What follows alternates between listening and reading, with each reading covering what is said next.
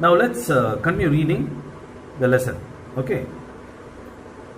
My grandmother always went to school with me because the school was attached to the temple. Now the grandmother accompanied the author to the school, and the author states the reason for which she accompanied him. He tells that the temple was attached to the school. Okay. Now you can look at this picture. Then the priest taught us the alphabet and the morning prayer. So in the school, the temple priest was the teacher. So what did he teach? He taught the students alphabet and morning prayer. While the children sat in rows on either side of the veranda, singing the alphabet or the prayer in a chorus. So how did the priest teach them the lesson? Now they learned alphabets and morning prayer from the priest, and he taught them in a chorus. Now while you were studying LKG and UKG, you used to repeat poems in a rhythmic way. So that's the way these children were trying to sing the alphabets and the morning prayer in a chorus. Okay.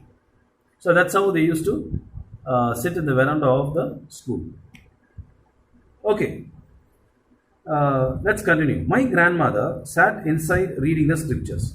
Now while the students were learning their lessons, what was the grandmother doing? The grandmother was inside the temple. And what was she doing inside the temple? She was reading the scriptures. Right? Now when we had both finished, we would walk back together.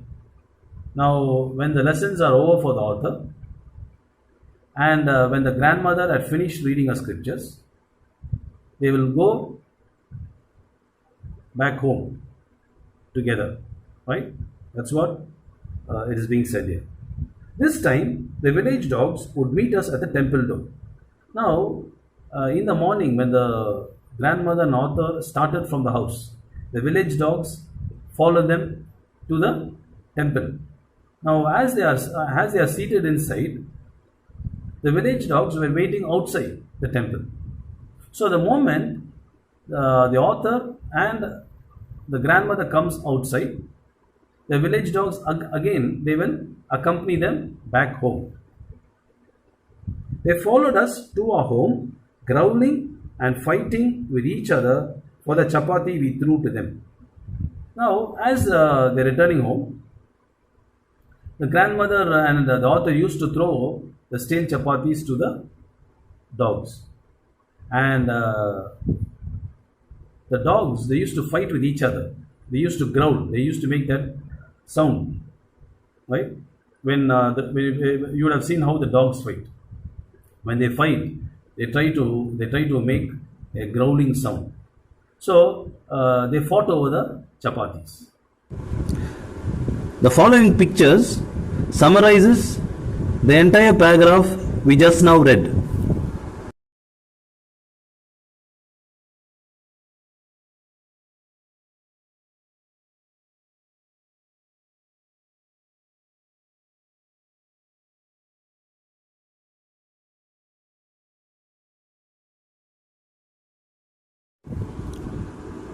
In this picture, we see the grandmother accompanying the grandson to the village school.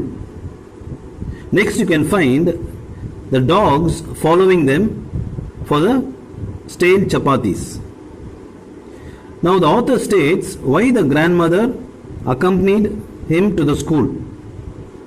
She accompanied him because the temple was attached to the school. So in the temple, the arrangement for the students was such that they were made to sit in rows on either side of the veranda in the temple. And then you can find a priest. Now the Hindu priest, he was the teacher for the students. So he taught them alphabets and morning prayer. So he made them to sing the alphabets and the morning prayer in a chorus. Then after that, in the next picture you can find that while the students are studying in the school, simultaneously you can find the grandmother in the temple reading the scriptures. Here you can see the dogs waiting for the grandmother and the author to come out of the temple. Now when grandmother and author come out of the temple, they feed or rather throw the stale chapatis to the dogs.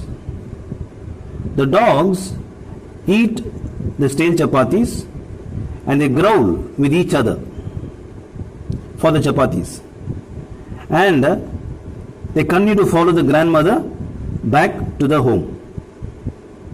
So that summarizes the entire paragraph.